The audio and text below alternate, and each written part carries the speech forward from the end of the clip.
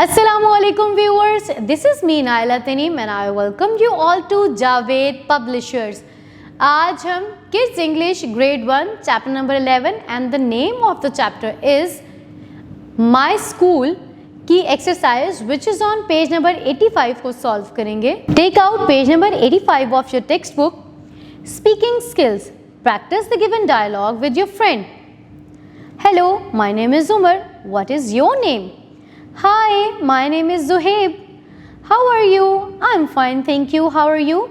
I'm fine too. Nice to meet you, Zuhaib. I'm going to the park. Would you like to come with me? Nice to meet you too. Okay, let's go. Language focus, learning to spell. Fill the missing letters to complete the words. Words दिए गए हैं, इसमें से कुछ letters जो हैं वो missing हैं, वो आपने fill in करने हैं. Number 1 is building. Number 2, library.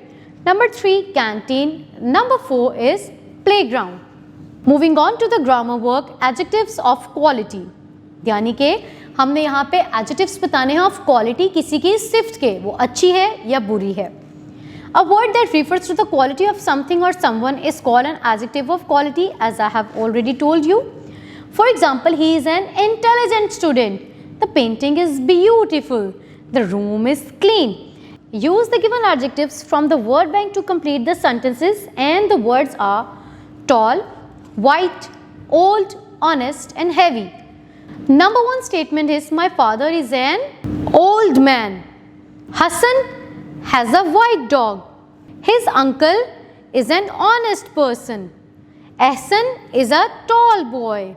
The box is empty. Moving on to the next question, the use of comma. The comma is used to separate 3 or more words in a list or series. जी हाँ, अगर हम एक ही statement में कुछ ऐसे 3-4 words की बात करें जो कि लिस्ट और सीरीज बनाएं, उनके दरमियान में हम कॉमा ऐड करते हैं. Rewrite the sentences by putting commas in each. जी हाँ, यहाँ पर कुछ सेंटेंसेस दिए गए हैं, आपने बताना है कि किस वर्ड के बाद कॉमा यूज होगा. जैसे कि हमारे पास पहला सेंटेंस है, they are faithful, honest and loyal people. Faithful और ऑनेस्ट के दरमियान में हम कॉमा यूज करेंगे. सेकेंड स्टेटमेंट है, the ingredients are flour, sugar, butter and eggs. Flour, sugar और बटर के दरमियान में हम कॉमास यूज करेंगे. नेक्स्ट स्टेटमेंट है हमारे पास, the girls bought dresses, shoes and jewellery from the market. Dresses और शूज के दरमियान में हम कॉमा यूज करेंगे, जबकि ज्वेलरी से पहले हम कॉमा यूज नहीं करेंगे क्योंकि वहां पे कंजंक्शन यानी कि एंड का इस्तेमाल है. Rose, sunflower and lily are my favourite flowers. Rose और सनफ्लावर के दरमियान हम कॉमा का यूज करेंगे. Now writing skills. Write a few sentences about how you keep your classroom clean. Give a title to your writing. Use the given word bank. यहाँ पर आपको lines दी गई हैं जिन पे आपने कुछ ऐसी सेंटेंसेस लिखने हैं कि कैसे आप अपनी क्लासरूम को साफ रख सकते हैं, और आपको उन्होंने वर्ड बैंक यानी कि कुछ वर्ड्स दिए हैं, क्लीन, थ्रो, रबिश, डस्टबिन. जो मैं पैराग्राफ लिखूंगी उसका टाइटल होगा माय क्लासरूम, और मैं क्या लिखूंगी, my classroom is very big and wide. All the students keep it neat and clean. We do not throw wrappers and rubbish on the floor. We throw the rubbish in dustbin. Moving on to the next page, there is an activity for us how to read a calendar. हम एक calendar को कैसे read करते हैं? जैसा कि आप सब जानते हैं कि हमारे एक ईयर में कितने मंथ्स होते हैं? There are 12 months in a year. Name them: January, February, March, April, May, June, July, August, September, October, November and December. अब आप एक कैलेंडर को कैसे रीड आउट कर सकते हैं? जैसे कि what is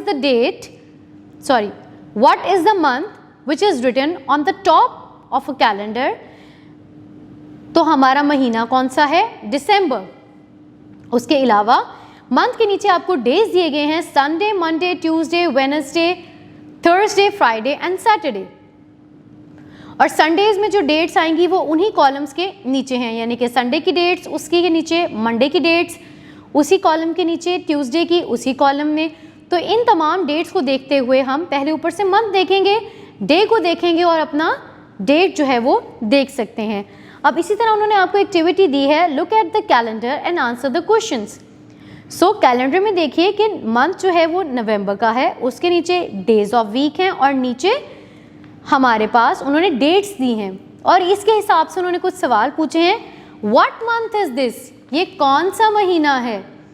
yes, it is November. How many days are there in this month? ज़रा गिनकर बताइए, बल्कि देखकर ही बताइए कि इस मंथ में कितने डेज हैं। 30 days. Circle the date of birth of Allama Muhammad Iqbal रहमतुल्लाह अलैह। इस कैलेंडर में आप बताइए कि अल्लामा इकबाल रहमतुल्लाह अलैह की डेट ऑफ बर्थ क्या है।